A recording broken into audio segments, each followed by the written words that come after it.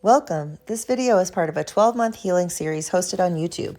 Each month focuses on a different layer of mind, body, spirit alignment. You're welcome to walk the whole year with us or simply take what you need today.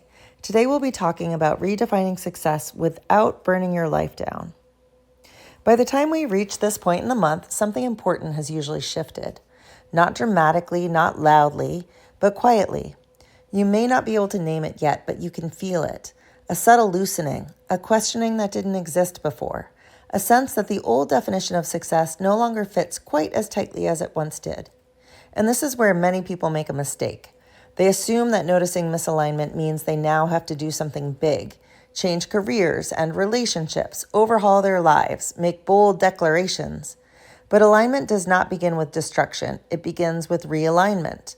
And realignment is almost always small. This week is not about fixing your life. It's about learning how to move 1 degree closer to the truth without shocking your nervous system. Let's start by naming something clearly. Your current life did not appear by accident. It was built through intelligence, adaptation, and effort. Even the parts that will no longer fit were once protective. So the question is not, what do I need to blow up? The question is, what needs to be adjusted so my body can breathe again? So let's slow down. Bring to mind one area of your life that feels heavy right now. Not the biggest one, just one that carries a subtle tension. As you think about it, notice your body. Is there contraction, urgency, a sense of pressure? Now ask, gently, internally, is this heavy because it's wrong or because it's misaligned? Often what feels wrong is simply something being carried in a way that no longer matches who you are. Alignment is not binary. It's not on or off. It's directional, and most people don't need a radical change. They need micro adjustments that restore integrity. One of the reasons people resist realignment is because they associate it with loss. If I realign, I'll disappoint someone. If I realign, I'll lose momentum. If I realign, everything will fall apart. But in practice, misalignment is what quietly erodes capacity over time. Realignment often preserves what matters by making it sustainable. So now let's make this practical. I'd like you to bring to mind something you're currently doing because it looks good, sounds good, or meets an external standard. Now ask your body, does this feel aligned or performative? Notice the difference. Aligned actions tend to feel quieter, steadier, less urgent. Performative actions often feel tight or pressured or driven by should. You don't need to stop the action, just name the quality, because naming shifts relationship. This is one of the most important skills in aligned living, being able to do something without pretending it's aligned when it isn't. Honesty restores integrity faster than action ever will. Many people believe alignment should feel exciting, but most of the time, alignment feels like relief, like no longer pushing against yourself. And relief can feel unfamiliar if your nervous system is used to effort. This is why aligned success can feel too quiet at first. Now let's pause again. Right now, do nothing, not meditation, not improvement, just sit. Notice if your nervous system wants to create urgency, a thought, a plan, a next step. See if you can allow the quiet without filling it. This is practice, because aligned action emerges from stillness, not from pressure. Now let's talk about redefining success in a way that your body can actually live with. Success, when aligned, is no longer measured by outcomes.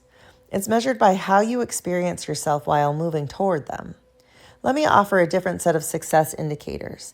Instead of asking, did I do enough? Did I impress? Did I keep up? Try asking, did I stay present? Did I honor my capacity?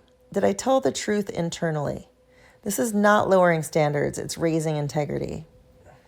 Now, if you have a piece of paper nearby, I'd like you to write down the following question. Where in my life am I succeeding externally but compromising internally? Now, write without judgment. This is information, not accusation. Often, this prompt reveals 1 or 2 very specific pressure points, not everything. And that's enough. Realignment does not require fixing your whole life at once.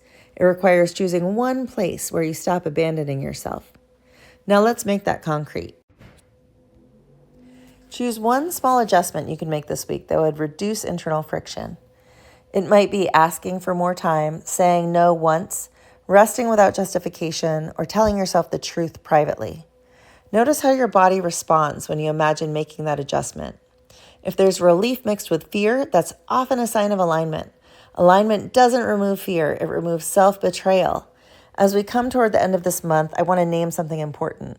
Alignment is not a destination, it's a practice. And practices are meant to be repeated, not perfected. So instead of giving you a long list of changes, I want to leave you with one simple daily anchor. Once a day, ask yourself, what would it look like to be just 5% more aligned right now? Not 100%, not dramatic, just 5%. Then do the smallest version of that. Because alignment is built through consistency, not courage, through honesty, not intensity. And the more often your body experiences life without self-opposition, the more trust is restored. That trust is the foundation of everything that comes next. This month was not about becoming someone new. It was about stopping the quiet ways you were leaving yourself. And that, even when it feels subtle, is profound.